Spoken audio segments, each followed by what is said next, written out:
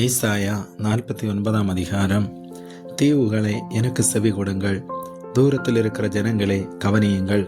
தாயின் கர்ப்பத்தில் இருந்தது முதல் கர்த்தர் என்னை அழைத்து, நான் என் தாயின் வயிற்றில் இருக்கையில் என் நாமத்தை பிரஸ்தாபப்படுத்தினார். அவர் என் வாயை கூர்மையான பட்டயமாக்கி தமது கரத்தின் நிழலினால் என்னை மறைத்து என்னை துலக்கமான அம்பாக்கி என்னை தமது அம்பார துணியிலே மூடி வைத்தார். அவர் என்னை நோக்கி, நீ என் தாசன் இஸ்ரவேலே, நான் உன்னில் மைமைப்படுவேன் என்றார். அதற்கு நான், விருதாவாய் உழைக்கிறேன், வீணும் வியர்த்தவுமாய் என் பலனை செலவழிக்கிறேன். ஆகிலும் என் நியாயம் கர்த்தரிடத்திலும் என் பலன் என் தேவனிடத்திலும் இருக்கிறது என்று சொன்னேன். யாக்கோபை தம்மிடத்தில் திருப்பும்படி நான் தாயின் கர்ப்பத்தில் இருந்தது முதல் கர்த்தர் தமக்கு தாசனாக என்னை உருவாக்கினார். இஸ்ரவேலோ சேராதே போகிறது. ஆகிலும் கர்த்தருடைய பார்வையில் கனமடைவேன். என் தேவன் என் பலனாயிருப்பார். யாக்கோபின் கோத்திரங்களை எழுப்பவும் இஸ்ரவேலில் காக்கப்பட்டவர்களை திருப்பவும் நீர் எனக்கு தாசனாயிருப்பது அற்ப காரியமாயிருக்கிறது. நீர் பூமியின் கடைசி பரியந்தமும் என்னுடைய இரட்சிப்பாயிருக்கும்படி உம்மை ஜாதிகளுக்கு ஒளியாகவும் வைப்பேன் என்கிறார். இஸ்ரவேலின் மீட்பரும் அதன் பரிசுத்தருமாகிய கர்த்தர் மனுஷரால் அசட்டை பண்ணப்பட்டவரும் ஜாதியரால் அருவருக்கப்பட்டவரும் அதிகாரிகளுக்கு ஊழியக்காரனுமாய் இருக்கிறவரை நோக்கி, உண்மையுள்ள கர்த்தர் நிமித்தமும் உம்மை தெரிந்து கொண்ட இஸ்ரவேலின் பரிசுத்தர் நிமித்தமும் ராஜாக்கள் கண்டு எழுந்திருந்து பிரபுக்கள் பணிந்து கொள்வார்கள் என்று சொல்லுகிறார். பின்னும் கர்த்தர் அனுக்கிரக காலத்திலே நான் உமக்கு செவி கொடுத்து இரட்சணிய நாளிலே உமக்கு உதவி செய்வேன். நீர் பூமியை சீர்படுத்தி பாழாய் கிடக்கிற இடங்களை சுதந்திரிக்க பண்ணவும், கட்டுண்டவர்களை நோக்கி புறப்பட்டு போங்கள் என்றும் இருளில் இருக்கிறவர்களை நோக்கி வெளிப்படுங்கள் என்றும் சொல்லவும், நான் உம்மை காப்பாற்றி உம்மை ஜனங்களுக்கு உடன்படிக்கையாக ஏற்படுத்துவேன். அவர்கள் வழியோரங்களிலே மேய்வார்கள், சகல மேடுகளிலும் அவர்களுக்கு மேய்ச்சல் உண்டாயிருக்கும். அவர்கள் பசியாய் இருப்பதும் இல்லை, தாகமாய் இருப்பதும் இல்லை. உஷ்ணமாகிலும் வெயிலாகிலும் அவர்கள் மேல் படுவதும் இல்லை. அவர்களுக்கு இறங்குகிறவர் அவர்களை நடத்தி அவர்களை நீரூற்றுகளிடத்திற்கு கொண்டு போய் விடுவார். என் மலைகளை எல்லாம் வழிகளாக்குவேன், என் பாதைகள் உயர்த்தப்படும்.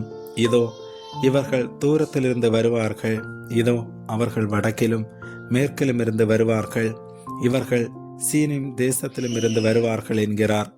வானங்களே கம்பீரித்து பாடுங்கள், பூமியை களிகூறு, பர்வதங்களை கம்பீரமாய் முழங்குங்கள். கர்த்தர் தம்முடைய ஜனத்துக்கு ஆறுதல் செய்தார், சிறுமைப்பட்டிருக்கிற தம்முடையவர்கள் மேல் இரக்கமாயிருப்பார்.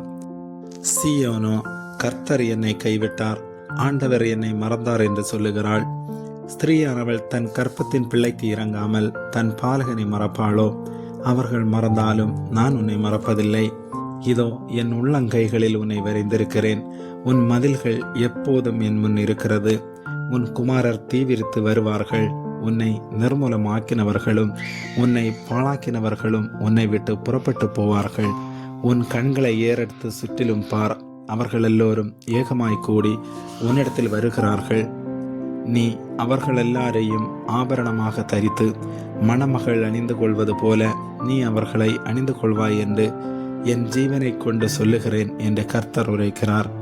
அப்பொழுது உன் வனாந்தரங்களும் உன் பாலிடங்களும் நிர்மூலமான உன் தேசமும் இனி குடிகளின் திரளினாலே உனக்கு நெருக்கமாயிருக்கும். உன்னை விழுங்கினவர்கள் தூரமாவார்கள். பிள்ளைகளிட்டிருந்த உனக்கு உண்டாயிருக்க போகிற பிள்ளைகள் இடம் எங்களுக்கு நெருக்கமாயிருக்கிறது, நாங்கள் குடியிருக்கும்படிக்கு விலகியிரு என்று உன் காதுகள் கேட்க சொல்லுவார்கள். அப்பொழுது நீ, இவர்களை எனக்கு பிறப்பித்தவர் யார்? நான் பிள்ளைகளற்றும் தனித்தும் சிறைப்பட்டும் நிலையற்றும் இருந்தேனே, இவர்களை எனக்கு வளர்த்தவர் யார்?